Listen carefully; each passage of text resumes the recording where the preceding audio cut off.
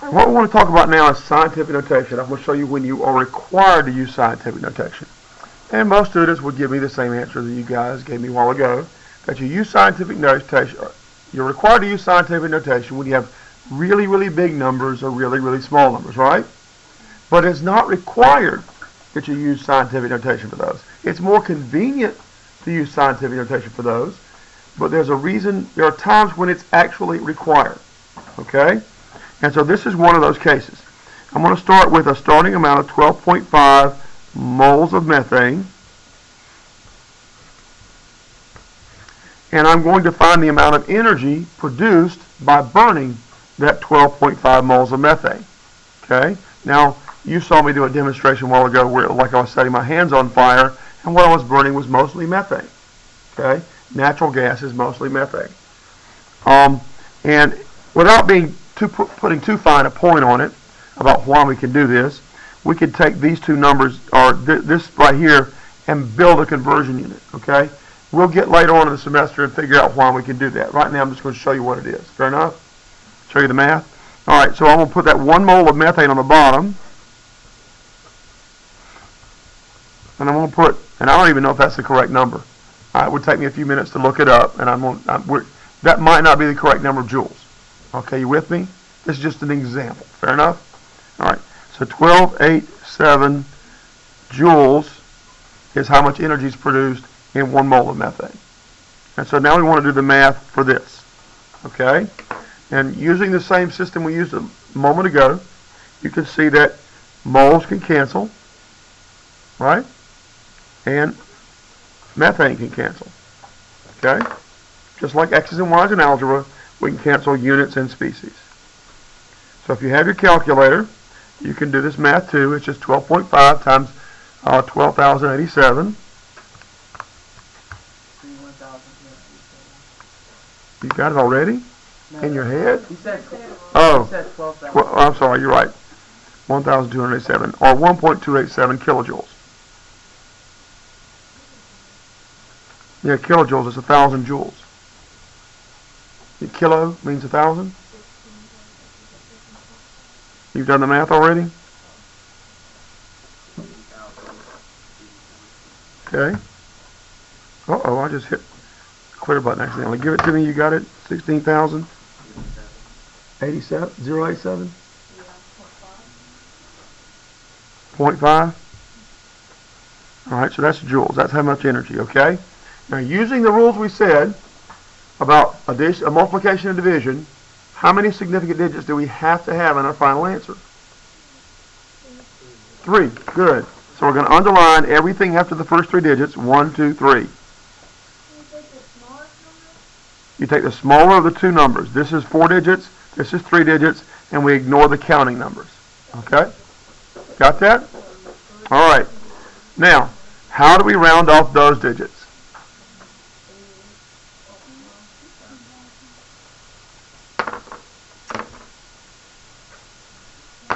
Can we say 161 joules? No, that's like 10 orders of magnitude smaller. We need 16,000, not 161, right? So this isn't going to work, okay?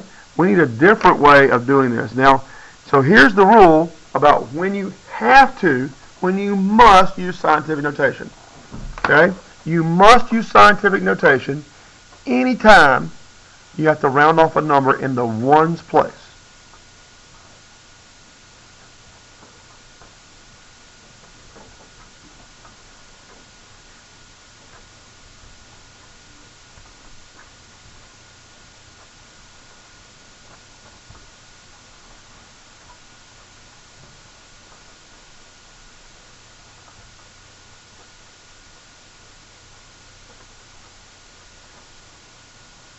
I said round off a number, it's round off a digit, actually, to be more correct.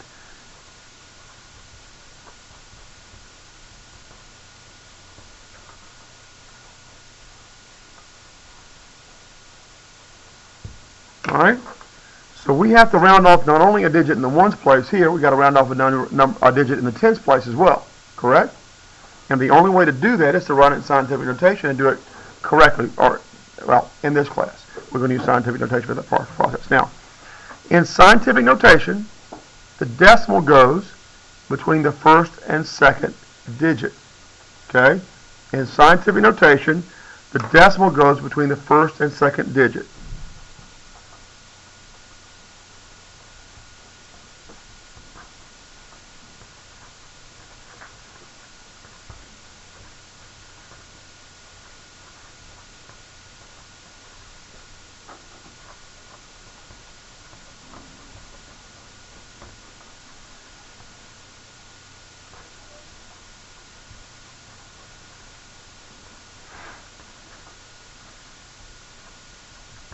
And kind of to repeat myself here, when we say first and second digit, we mean to the left because we're reading English. Okay, so we're talking about here, most European language, Western languages read from left to right. If you're a student of Hebrew, you have to learn to read from right to left, but we're not doing that in here, okay? So starting from the left, okay, we're going to put our digit after this first digit, between this first and second digit right here. Does that make sense? Questions at all? All right. So let's move our decimal place. 1, 2, 3, 4 places to the left. Okay? Now you don't have to put that little, wave arrow thing, okay? You don't have to do that, but it helps to keep up with where you're moving. It helps me to figure it out. So we moved it 1, 2, 3, 4 places. So our final answer is going to be 1.6. This 8 is going to be rounded off, but it makes that 0 a 1, and it's times 10 to the 4th power because we moved it 4 places to the left. If you move it to the right, it becomes a negative 4. Move to the left, it's a positive number, okay? So it's that many joules.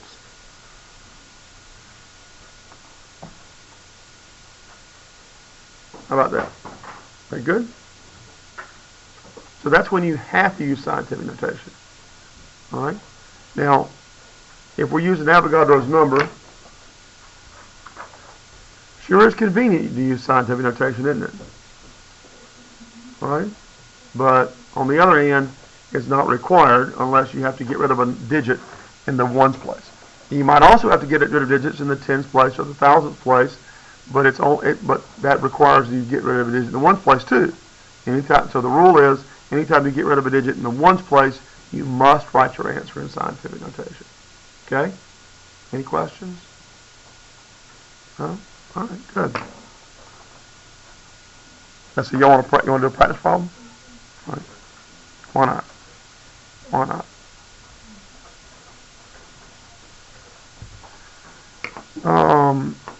I actually have a list of thermochemical values, but it'll take me a few minutes to find it. I don't want to waste your time, so I'm going to make up another number. Okay, fair enough? Let's say we start with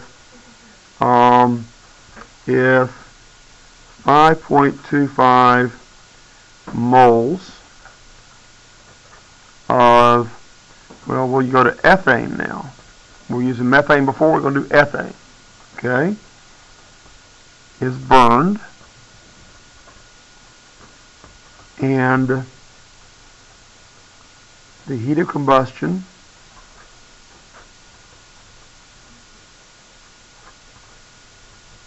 is, let's say 2,500 or 251. I think that'll still come out all right. 251.6 kilojoules per mole.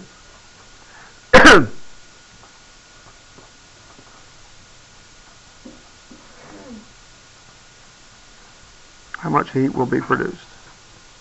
Now, I know we're not writing it out, so you can write an easy conversion unit as the way I taught you previously, but basically you're going to write the same kind of conversion we have right here. So that's 251.6 kilojoules over 1 mole of ethane. And by the way, the symbol for ethane, there's a lot of ways to write this. I'm going to write it this way, C2H6. Okay? Make it easy for you, fair enough? Okay, if you get stuck, let me know or find a neighbor who can do it. Okay? Again, when you're doing class work, most of the time anyway, you're allowed to work with a neighbor if you kind of get stuck. And trust me, you're going to need somebody to help you one day, and they're going to need you to help them some days, because everybody's got, grasp things a little bit differently. Okay? Got it? All right.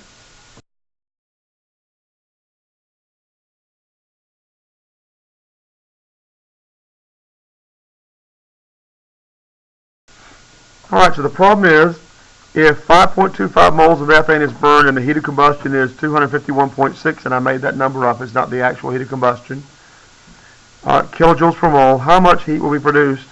And I gave you the symbol for ethane is C2H6. So I went ahead and set up the problem, 5.25 moles of ethane, and then 251 kilojoules per mole of ethane, and this is the answer I got. Is that right?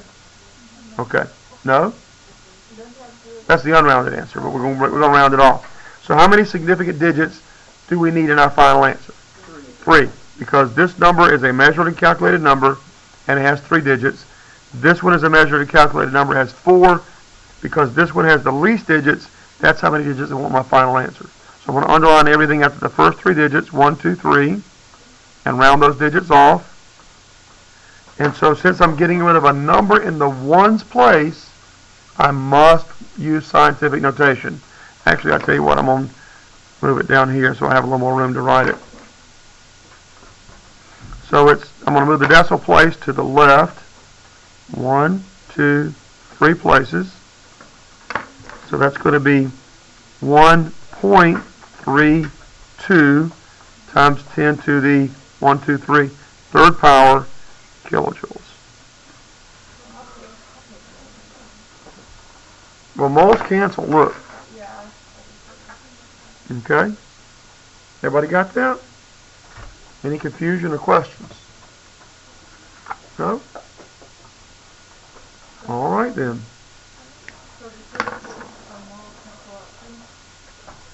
No, the kilojoules don't cancel, but moles.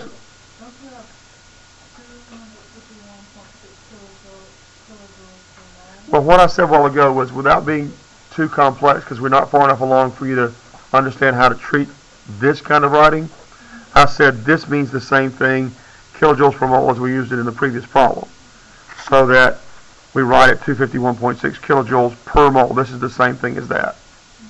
Okay, in application, this is kilojoules per mole for ethane, and that's what this means. Okay? Got it?